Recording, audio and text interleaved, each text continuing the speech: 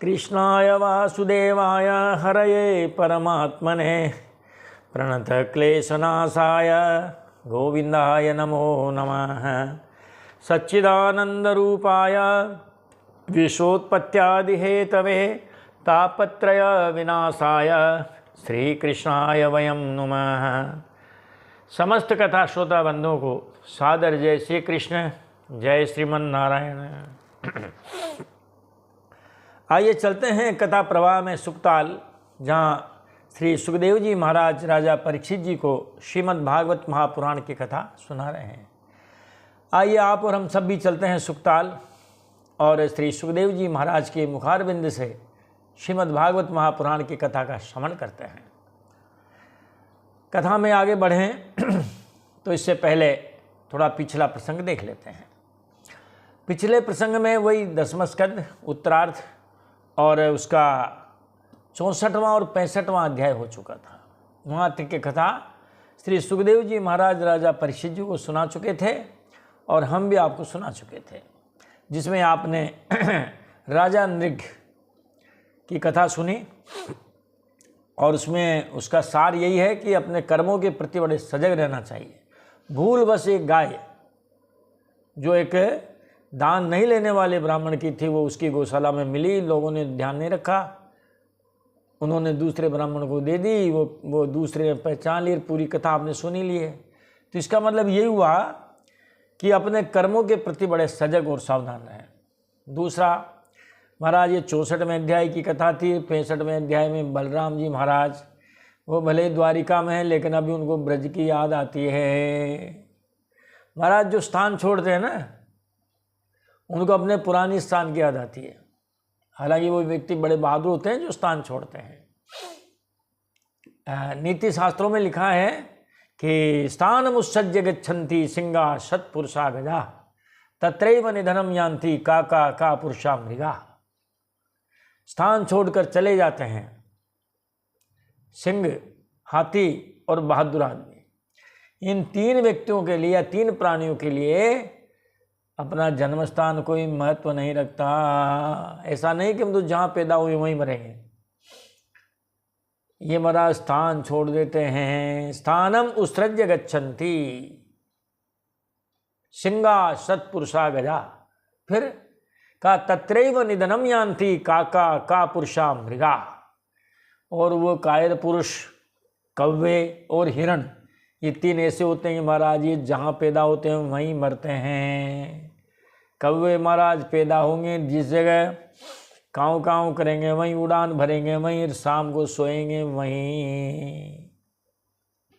हिरण भी दिन भर घूमेंगे, लेकिन उनकी जहाँ बैठक होती है वो वहीं बैठते हैं, भले शिकारी उनको मार डाले। कौवों पर भी जब उल्लू हमला करता है तो रात में करता है। उल्लू को ये मालूम है कि रात में बस वहीं रहेंगे जहाँ रहते आए हैं। एक उल्लू 100 कौवों को मार देता है महाराज, क्योंकि तो सोए रहता है। और कायर पुरुष, क्योंकि महाराज स्थान छोड़ने में बड़ी हिम्मत चाहिए। अरे महाराज, लेकिन विकास भी उन्हीं का होता है जो स्थान छोड़ते हैं। आप देख लीजिए, जो पौधा थैली में रहेगा नर्सरी में, यदि वो उसी में ही रह गया तो महाराज उसका क्या विकास होना है। भले वो बहुत विशाल वटवृक्ष है, पीपल है लेकिन थैली में रह गया तो रह ही गया वो। उसको थैली से बाहर आना है, नर्सरी से बाहर आना है, थैली के भी बाहर आना है, और महाराज किसी खेत खलिहान में लगना है। फिर देखो आप उसका विकास। तो बलराम जी महाराज को याद आई है, ब्रज में गए हैं, 2 महीने रहे हैं, चैत और बैसाख।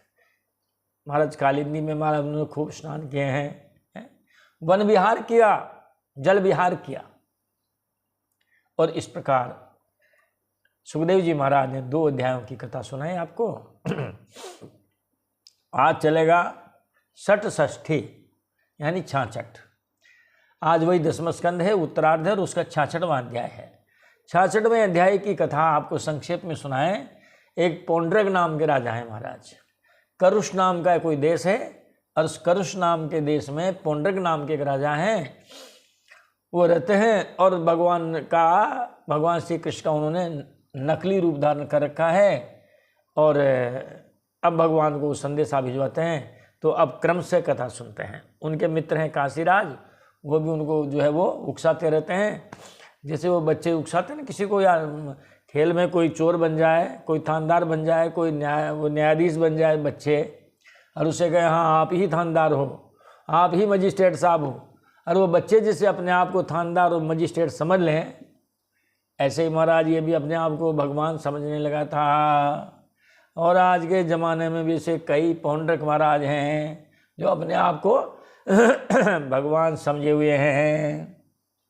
फिर बाद में उनकी जो गति होती है वो तो आप सबको मालूम है सही।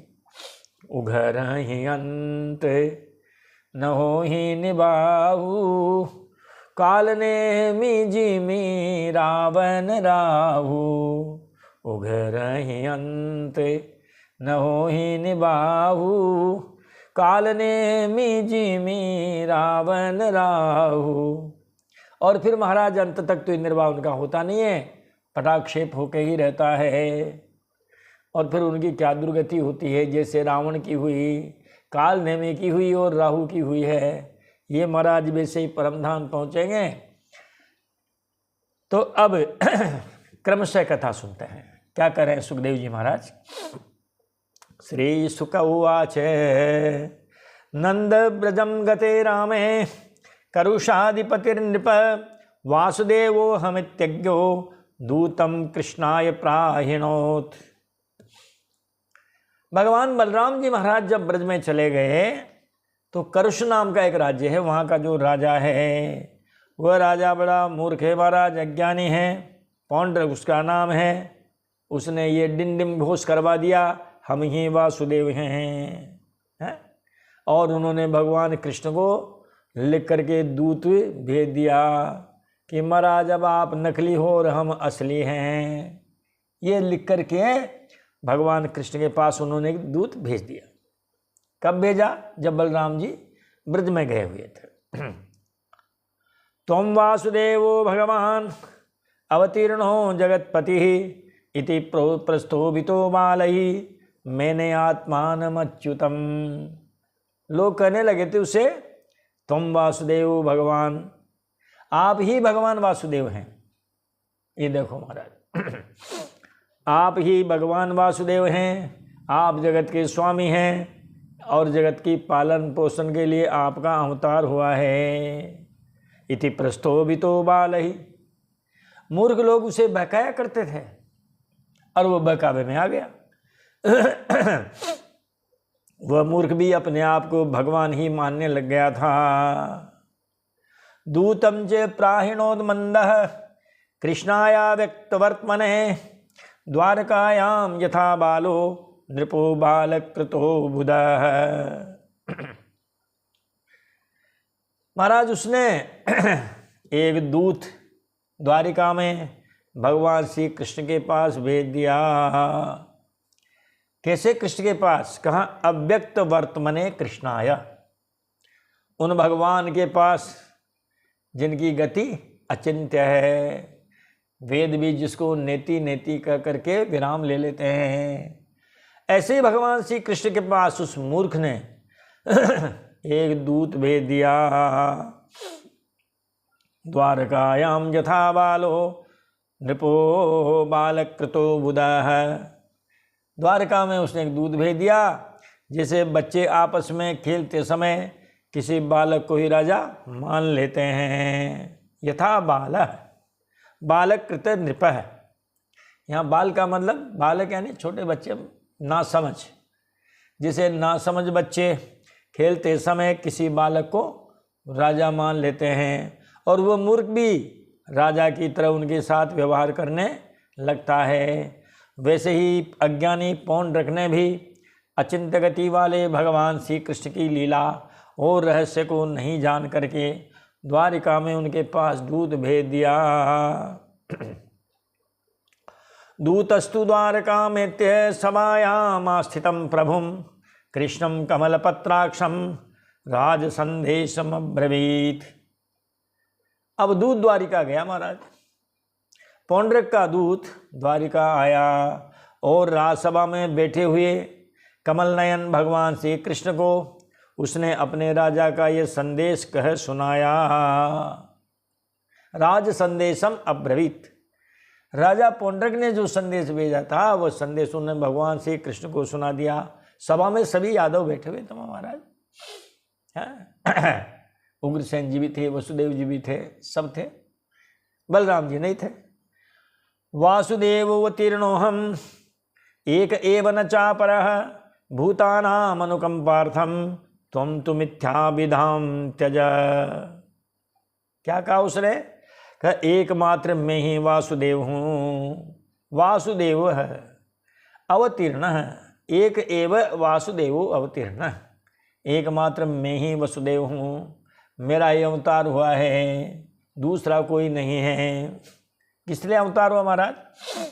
कहा मैंने प्राणियों पर कृपा करने के लिए अवतार लिया है, और तुमने झूठ मूठ अपना नाम वासुदेव रख लिया है, असली से करें वो नकली। कहा तुमने झूठ मूठ वासुदेव रख लिया है, महाराज अब वो वासुदेव का नाम हटा दो, छोड़ दो, अब हम हैं वासुदेव। यानी तुम अस्मच्चिन्नानि मौढ़्याद विभर्षिसात्वतः त्यक्त्वे ही माम त्वं शरणम, त्यक्त्वे ही माम त्वं शरणम नो चेत देहि ममाहवम। भाई कहा यह यदुवंशी कृष्ण, तुमने मूर्खतावश मेरे चिन्ह धारण कर रखे हैं, ये शंख चक्र गदा पद्म ये सब मेरे चिन्ह हैं, ये मेरे अस्त्र शस्त्र हैं, जो तुमने नकल करके और इन सबको धारण कर लिया है, उन्हें छोड़ दो, मेरी शरण में आ जाओ। त्यक्त्वा त्वं माम शरणम अवेहि, आप इनको छोड़ दो और मेरी शरण में आ जाओ, और यदि ऐसा नहीं करते हो तो फिर मुझसे युद्ध कर लो, बराबरी कर लो, और इस युद्ध भूमि में पता चल जाएगा कि कौन असली और कौन नकली हैं। ये संदेश भिजवा दिया महाराज। श्री सुक उवाच, सुखदेव जी महाराज कहते हैं रे राजन, कथनम तदुपाकर्ण पौंड्रकश्चाल्पमेधसः उग्रसेनादयः सभ्या उच्चकैर्जः सुस्तदा। सुखदेव जी महाराज कहते हैं कि हे परीक्षित, मंदबुद्धि पौंड्रक की ऐसी बहकी बहकी बातें सुनकर उग्रसेन जी महाराज और भी जो सभासद यदुवंशी थे महाराज, सारे सभासद जोर जोर से हंसने लगे कि देखो इस बहरूपिया है, बहरूपिया की बातें देखो आप, खुद नकली है और असली को टक्कर देने चला है। उवाच दूतम भगवान, अब दूत को तो जवाब देना ही था, इसीलिए भगवान दूत से कहने लगे हैं, परिहास कथा मनु। जब सारे हंसी मजाक, हंसी टट्टा टिटोली सब हो गई, सभा में शांति आ गई, पहले तो खूब हंसे जोर जोर से, फिर उन लोगों की जब हंसी समाप्त हुई, उसके बाद भगवान श्री कृष्ण ने दूत से कहा कि महाराज आप अपने स्वामी से जाके कह देना, उत्थ्रक्षे मूढ़ चिन्नानि ये स्तुमेवं विकत्य से। हाँ हम छोड़ेंगे, ये अस्त्र शस्त्र तो तुम्हारे ही है, अब मैं अपने चक्र आदि चिन्हों को यूँ नहीं छोड़ूंगा, इन्हें मैं तुम पर और तेरे उन साथियों पर छोड़ूंगा जिनके बहकावे में आकर तू इस प्रकार की बहकी बहकी बातें कर रहा है। ये भगवान ने उसको उत्तर दे दिया, जाओ कह दो कि ये छोड़ देंगे हम चिन्ह, ऐसा कोई नहीं है, लेकिन ये छोड़ेंगे हम किस पर? तुम पर छोड़ेंगे, और तुम्हारे जो है ना साथी तुम्हें बहकाने वाले उनके ऊपर छोड़ेंगे। इति दूतस्तदाक्षेपम स्वामिने सर्वमाहरत कृष्णोऽपि रथमास्थाय काशीम उपजगाम। भगवान का ये तिरस्कारपूर्ण संवाद, आक्षेप यानी तिरस्कारपूर्ण संवाद लेकर पौंड्रक का दूत अपने स्वामी के पास गया, जाना ही था उसको। इति दूतस्तदाक्षेपम स्वामिने सर्वमाहरत, क्योंकि दूत का काम तो यही है कि महाराज अपने स्वामी की बात जहाँ उसको भेजा गया वहाँ कह दे, और वो जो कहे वो महाराज आकर के खुद इस राजा से कह दे हैं। मोरे कहा तुम ताहि सुनावहूँ, तासु कहाँ सुने आतुर आवहूँ। मोरे कहा तुम ताहि सुनावहूँ, तासु कहाँ सुने आतुर आवहूँ। दूत का तो यही काम है। महाराज दूत आ गया है। इति दूतस्तदाक्षेपम स्वामिने सर्वमाहरत। भगवान श्री कृष्ण का ये तिरस्कारपूर्ण संवाद लेकर पौंड्रक का दूत अपने स्वामी के पास गया और उसने वह सब कह सुनाया है कि महाराज वो तो बड़े हंसे हैं। इधर भगवान श्री कृष्ण ने भी रथ पर सवार होकर और काशी पर चढ़ाई कर दी। वो था तो कर्ष देश का, लेकिन उस काशीराज जो है उनके मित्र थे और वो उस समय काशी में ही था। इसलिए भगवान ने चढ़ाई किस पर की? पौंड्रक पर, लेकिन वो जहाँ था वहीं करना पड़ा। काशी पर चढ़ाई कर दी महाराज, क्योंकि पौंड्रक उन दिनों अपने मित्र काशीराज के पास ही रह रहा था। अरे महाराज पौंड्रक भी आ गया मैदान में। पौंड्रकोपि तदुद्योगम उपलभ्य महारथः, अक्षोहिणीभ्याम संयुक्तो निश्चक्राम पुरा द्रुतम। भगवान श्री कृष्ण के आक्रमण का समाचार पाकर महारथी पौंड्रक भी दो अक्षोहिणी सेना 4,37,400 यह दो में हो जाती है महाराज। इतनी सेना के साथ शीघ्र ही नगर से बाहर निकल आया। उसका मित्र भी उनकी सहायता के लिए आया। तस्य काशीपतिर्मित्रं पार्ष्णिग्राहोन्वया नृप, अक्षोहिणी भी स्त्रीभिः अपश्यत पौंड्रकम हरिः। काशी का राजा पौंड्रक का मित्र था, अतः वह भी उसकी सहायता करने के लिए 3 अक्षोहिणी सेना 6,56,100 56,000 तो ये हो गई, 56,000 6,56,000 और 4,37,000 ये हो गए, लगभग 10-11 लाख की सेना हो गई महाराज दोनों। इस प्रकार लगभग 10-11 लाख की सेना लेकर के महाराज वो दोनों आए हैं। आगे आगे पौंड्रक है, पीछे से उसकी मदद करने के लिए काशी नरेश भी आ गए हैं। अब भगवान ने पौंड्रक को देखा है। अरे महाराज हू बहू हैं, बिल्कुल जैसा का वैसा बना हुआ है। चाहे भगवान कृष्ण को देखो, चाहे पौंड्रक महाराज को देखो, नकली सब लगा रखे हैं उन्होंने, अस्त्र शस्त्र हाथ वगैरह सब। दृष्ट्वा तमात्मनस्तुल्य वेशम कृत्रिममास्थितम यथा नटम रंगगतम विजहास वृषम हरि। पौंड्रक ने महाराज सारा का सारा वेश बनावटी बना रखा था, मानो कोई अभिनेता रंगमंच पर अभिनय करने के लिए आया हो। जैसे महाराज रामलीला हो रही हो और कोई रावण बन के आएगा नकली, तो भी महाराज वो तो वही बिल्कुल रावण जैसी ड्रेस, सारी वेशभूषा सज्जा वैसी ही रहेगी। पौंड्रक ने भी भगवान का ऐसा ही रूप बना रखा था। और महाराज 2 हाथ ओसली थे, 2 नकली भी लगा रखे थे और ऐसे उड़न खटोले में बैठे हुए थे महाराज। लगता था जैसे भगवान कृष्ण ही हो। उसकी वेशभूषा अपने समान देकर भगवान श्री कृष्ण खिलखिलाकर हंसने लगे कि देखो एक नकली बाबाओं का जमाना। कहा ना महाराज, आज भी बहुत सारे भगवान हैं। असली जो भगवान हैं वो तो महाराज अपने 4 शंकराचार्य हैं। जो शंकराचार्य जी महाराज हैं 4 ही हैं।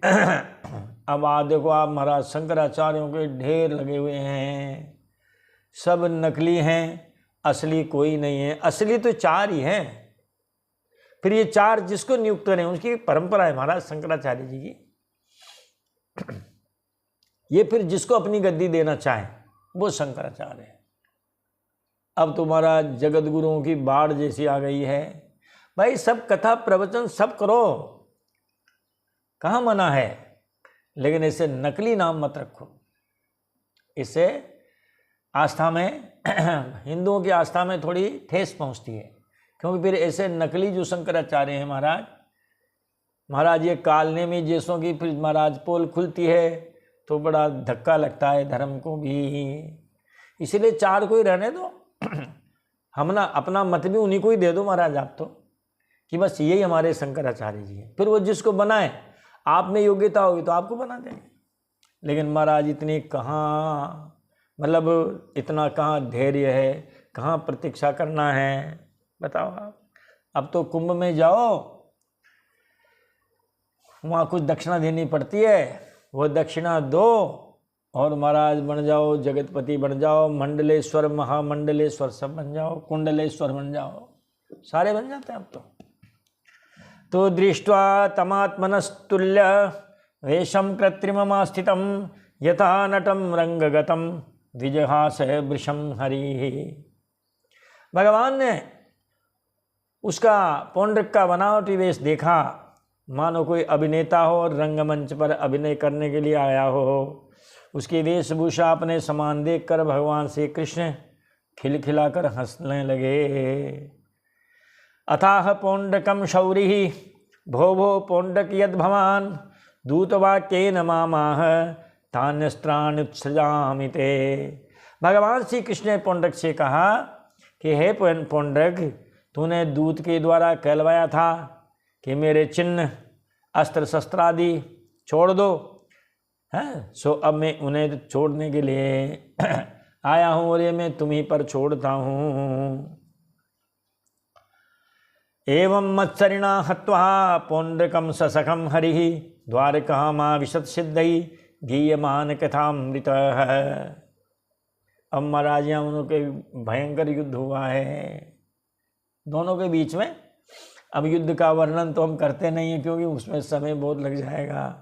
एक चौपाई में पूरा युद्ध करते थे महाराज कि पुनि नाना विधि भई लड़ाई देखत बनहि बरनि नहीं जाई।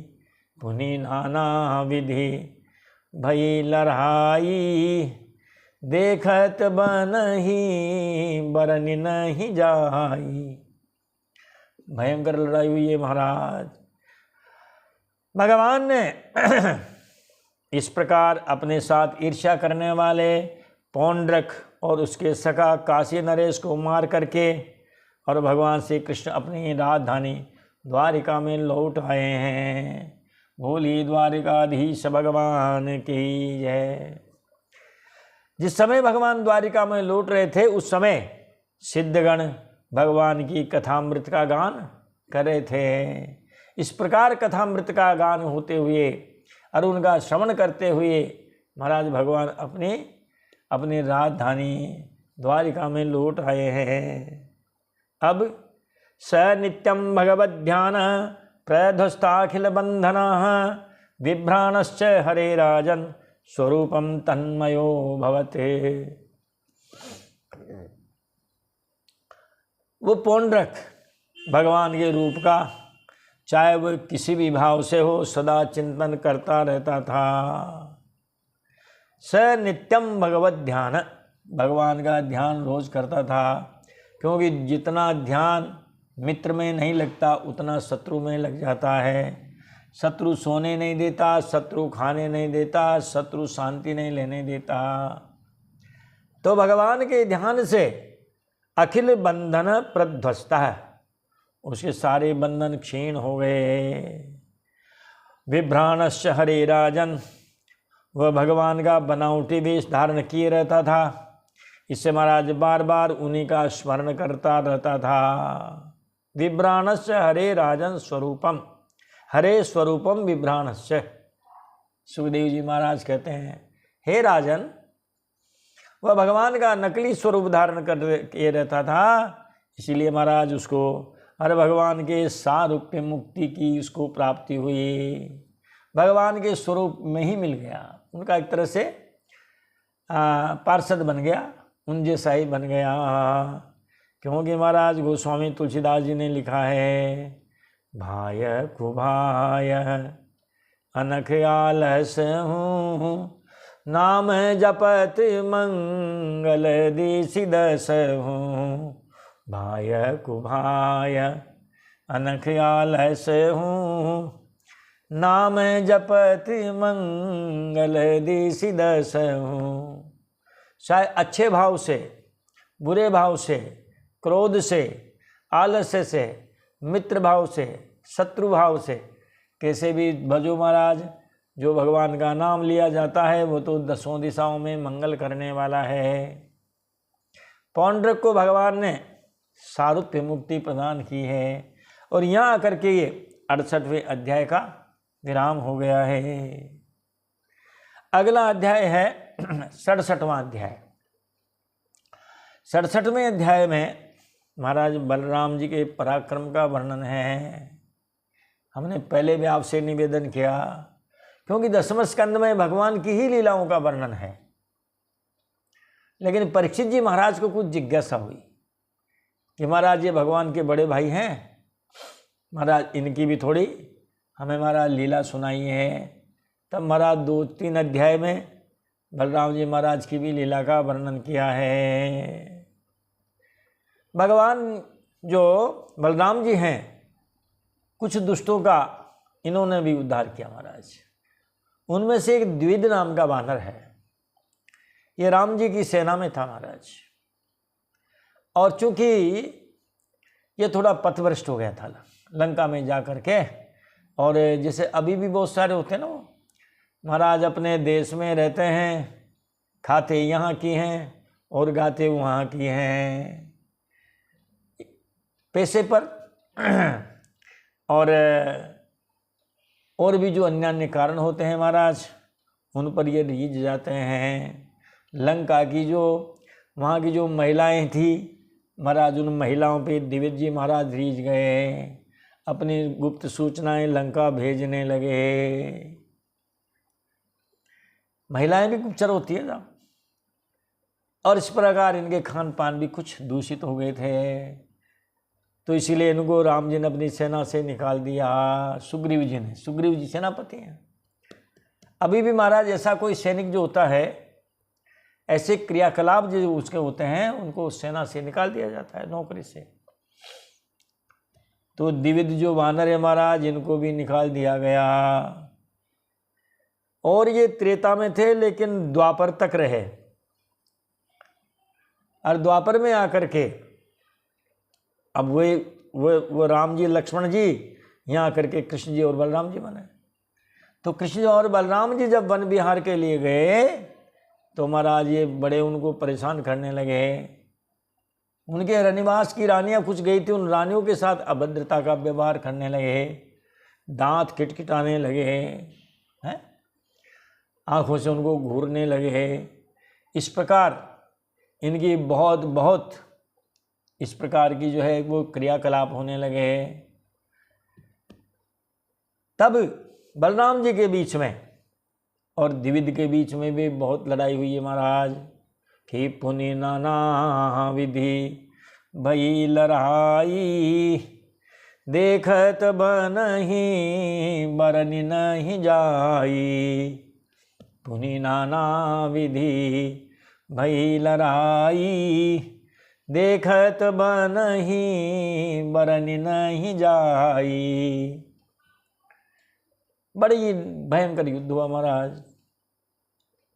इस द्विविद वानर के ऊपर बलराम जी अगर पत्थर फेंकते तो महाराज ये पत्थर पकड़ के वापस उसी से प्रहार करने लगता। अगर महाराज कोई पेड़ उखाड़ करके उसकी मारे तो ये पकड़ करके वापस प्रहार करने लगता। इस प्रकार द्विविद वानर के साथ बलराम जी का बहुत युद्ध हुआ। अंत में बलराम जी ने इसका भी उद्धार किया है। बोलिए बलराम जी महाराज की जय। इतनी सी कथा कह करके और इस 67वें अध्याय का भी यहाँ विराम हो जाता है। बलराम जी की जो कथा है महाराज वो अगले अध्याय में होगी, लेकिन संक्षिप्त में आपको बता देते हैं।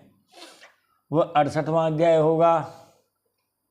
अभी आपको संकेत मात्र कर रहे हैं, कथा आपको अगले वीडियो में सुनाएंगे। तो भगवान कृष्ण की एक पटरानी है जाम्बवती, और जाम्बवती के बेटे हैं सांब। अगर हम सांब की संधि विच्छेद करें, इसकी उत्पत्ति देखें तो सधन अम्ब इति सांब। महाराज जाम्बवती जी ने माता पार्वती जी की उपासना की और माता पार्वती जी से इन्होंने पुत्र प्राप्ति का वरदान लिया। उन्हीं से के वरदान से जो प्राप्त पुत्र हुआ उसी का नाम इन्होंने सांब रख दिया। शिव पार्वती की आराधना की साहब इन्होंने। और भागवत में तो नहीं है, शायद अन्यत्र यह भी है कि जो कार्तिकेय जी महाराज हैं वो कार्तिकेय जी महाराज अगले जन्म में सांब हुए। सांब महाराज बहुत सुंदर थे, इसीलिए वो 11वें स्कंद में आएगी कथा। वो एक महिला का रूप बना करके जब ले गए थे महाराज जी संत महात्माओं के पास, यदुवंशी बालक कि हमारी कुलवधू है, तो जो सुंदर था बालक उसी को ही महिला बनाया। तो महाराज उस सांब का ही नंबर आया, सांब को ही बनाया। तो सांब हैं भगवान श्री कृष्ण के और जाम्बवती के पुत्र हैं। महाराज इधर जो है हस्तिनापुर में जो दुर्योधन है, इस दुर्योधन ने अपनी पुत्री लक्ष्मणा का स्वयंवर किया। अब स्वयंवर में सब जाते हैं, सांब भी चले गए। सुंदर इतने थे महाराज, वो लक्ष्मणा इन पर रीझ गई और इनके वरमाला डाल दी। अब महाराज उन कौरवों ने देखा ये बच्चा तो सुंदर तो है, बड़ा ढीठ है, पता नहीं कहाँ से आ गया। स्वयंवर जब होता है तब निमंत्रण देने की आवश्यकता होती नहीं, केवल वहाँ तो घोषणा होती है, फिर पहुँच जाओ जिसको जाना हो। और महाराज उन्होंने भी इस बालक को पकड़ के बांध लिया, नहीं छोड़ा। कई दिनों तक सांब द्वारिका में नजर नहीं आए। खोजबीन हुई तब मालूम हुआ कि सांब जो है हस्तिनापुर में कौरवों ने उनको पकड़ के बांध दिया है। अब लड़ाई होना तय है। अब भगवान चाहते थे कि इनका उद्धार हम जो है पांडवों से करवाएंगे, सारा काम अपन ही कर लेंगे, तो ये भी तो कुछ करेंगे। तो उन्होंने बलराम जी को भेजा, चूँकि बलराम जी का चेला है दुर्योधन। कहा इन्हें गुरु जी को भेज दो, जब गुरु जी को भेजेंगे तो चेला इनकी बात मान लेगा, हमारे पुत्र को और पुत्रवधू को इनके साथ कर देगा। इसीलिए सबने मिल करके बलराम जी को भेजा है। बलराम जी देखो वहाँ जाएंगे, उनके बीच क्या क्या बातचीत होगी, कैसे उनको लाएंगे, ये सारी की सारी कथा यथाक्रम से हम अगले वीडियो में सुनाएंगे हैं। महाराज हम देते हैं वाणी को विराम और मिलते हैं अगले वीडियो में। तब तक के लिए बोलिए द्वारिकाधीश भगवान की जय, बलराम जी महाराज की जय, मथुराधीश जी महाराज की जय, वृंदावन बिहारी लाल की जय। जय जय श्री राधे, जय जय श्री सीताराम, हर हर महादेव शंभो।